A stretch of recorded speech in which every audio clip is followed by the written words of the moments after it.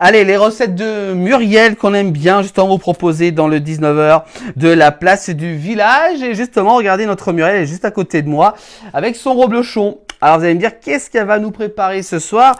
Eh ben, notre chère Muriel va justement nous parler d'une tartine de reblochon au poire, miel et romarin. Et regardez, ça donne ça. C'est quand même pas mal, hein. Et c'est quand même pas trop mal, quand même, ces tartines. Alors, c'est des tartines vraiment typique de chez nous, hein, dans nos pays de Savoie, vous le savez.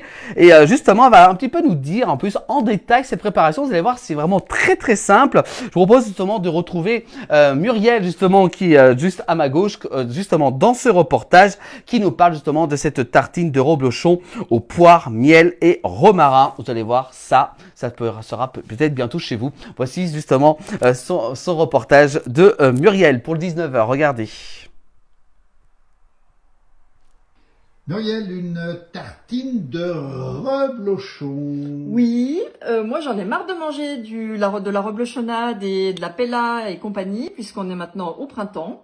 Et ce que je vous propose, c'est une autre idée recette au reblochon quand même, avec, vous voyez, une belle tartine, une baguette en fait, que vous coupez en deux pour faire une tartine. L'idée c'est de la passer au four 5 minutes à 200 degrés avec des tranches fines de reblochon. Vous humectez votre pain avec un petit peu de vin blanc pour que ça soit un petit peu acide et puis moins sec. Donc, vous allez ajouter vos tranches de reblochon, ça on l'a dit. Ensuite, vous allez, pour donner une note un petit peu sucrée, salée, ajouter quelques tranches fines de poire. Dessus, vous assaisonnez avec des aromates, par exemple le romarin et le thym.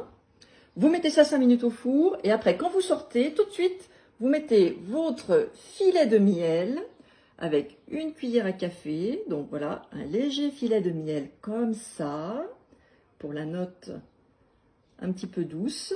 Et puis, tout de suite, quelques cerneaux de noix, comme ça que vous avez encore un petit peu émietté, un petit peu cassé, par-dessus. Ça donne un truc extra bon, un peu croquant.